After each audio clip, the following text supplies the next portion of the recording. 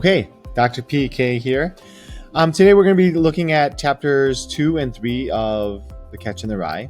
And I'm going to walk you through the text. So on the left-hand side, you will see the actual text. And then on the right-hand side, you're going to see some images that might help you. Remember, strong readers are able to conjure up an image in their head. Strong readers create a camera. So I have all these C words that embed in my class. Production value won't be as high as maybe I've gotten accustomed to, but hopefully this video will still be helpful. All right, chapters 2 and 3, verbal annotations of what's going on in those chapters. All right, so at the end of chapter 1, he goes to visit he says he's going to visit his teacher, and he does. So he visits an old history teacher of his, and you get this really wonderful kind of description of this interaction between him and his teacher. And so one of the things you're going to want to pull away is just his interaction between his youthful innocence and this old man's kind of wisdom of years and experience, because it's going to play into a little bit about the story, right? This idea that old people seem to think that they know what's going on and they've lived their lives, and young people feel like, no, I know what's going on. And so it's going to play into some of our themes that we're going to look at. So one theme is going to be this notion of alienation from worlds versus acceptance of worlds. As you move from world to world to world, we start thinking of, okay, as you get older, you're in another world, right? So the baby world to like the toddler world to like the world of a young kid to a teenager to being a teenager, which is where our main character is at, right? And then when you contrast this with this old man, you start to play into other themes too, like innocence of childhood and the communication, the inability to communicate. As old people, I consider myself amongst that. I'm middle-aged now, right? So I'm kind of in this between period of being old and still being, well, I'm just old. In any case, that's what we're looking at. So these themes are going to come up in here as he visits his teacher. All right. And so you get this really kind of like, again, to really appreciate the story, you kind of have to look at how he talks to this teacher, right? And when he talks to this teacher, he makes these descriptions of how old people talk, how they behave, or how their mannerisms, right? And that's what young people do. I'm sure students make fun of me in some ways. It's just kind of a thing. And then old people will also say the same thing about young people, right? We have these conceptions of people in other worlds. And so you see all this description of the room. The old man has all of these Vicks nose drops, right? Old people put Vicks on their throat to make themselves feel better.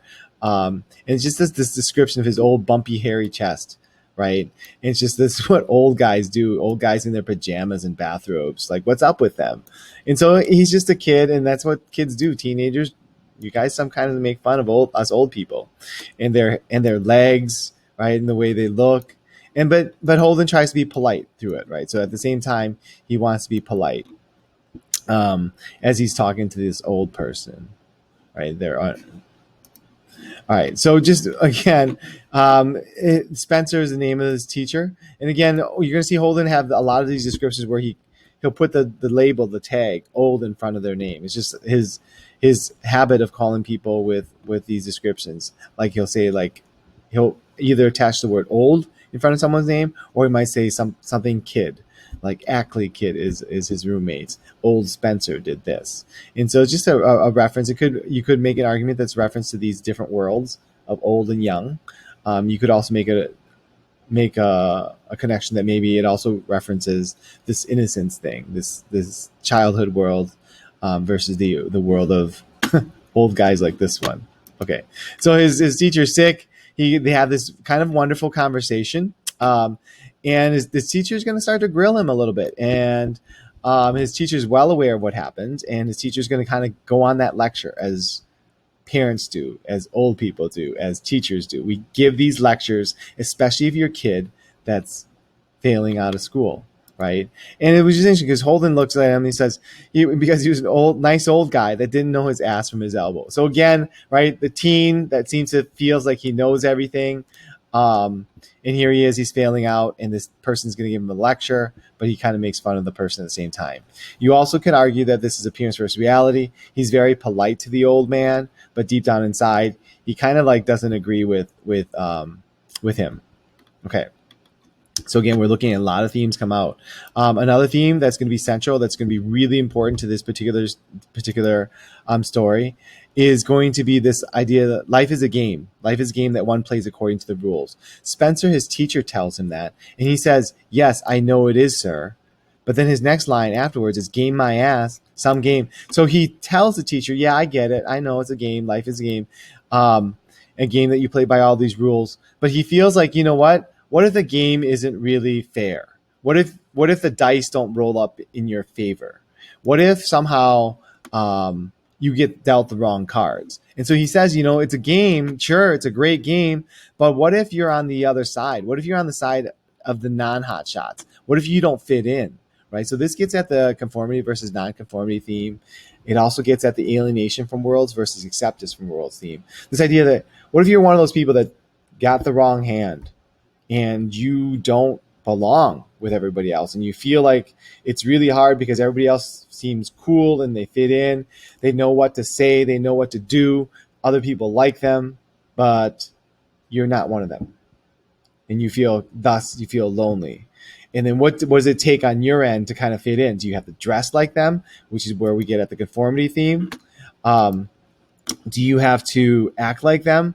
So at what point in the time do you join the game, and then is the game fair to you? Right. And so his teacher goes on and asks him about, did he talk to his parents about it? And so all this stuff. And you're going to see, again, we're going to get at this whole notion of being phony, right? If you want to fit in, do you sometimes have to be fake? Do you have to say certain things just to kind of be accepted, right? If you want to be accepted into a certain world, or do you just be yourself? What if the self that you are is mean and rude? Then will you be ostracized and other people not accept you? And so he has this long conversation with his teacher, and he tells his teacher he's failing 5 subjects. Okay. And so again, you hear this kind of exchange where what one thing you're going to want to pay attention to is, as he's talking to this teacher, it kind of speaks to his innocence a little bit. On the one hand, he is kind of a kid, and he's kind of failing. He doesn't know what's going on. So again, it speaks to his innocence. But on the other hand, he's also acting kind of like a jerk and kind of like older, like he knows it all, right? And so you get this thing where he's not really listening to his teacher because he feels like, what can this old guy tell me? And then he also says that the teacher isn't listening to him. So which gets at the inability to communicate theme. Right. So again, the teacher talks to him. He says, "I know it, sir. Boy, I know it. You couldn't help it." But then he kind of ignores him. Okay. So as the teacher goes on, the teacher kind of talks about all these different things that are happening with him. And he kind of wants to know, hey, you wrote this paper, but you didn't really write the paper on the right thing.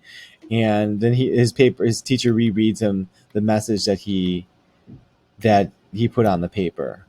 Right. And so you'll see that the teacher calls him boy. It's just it's just a name that they have for one another. And he starts talking about how he really starts thinking about these ducks in Central Park.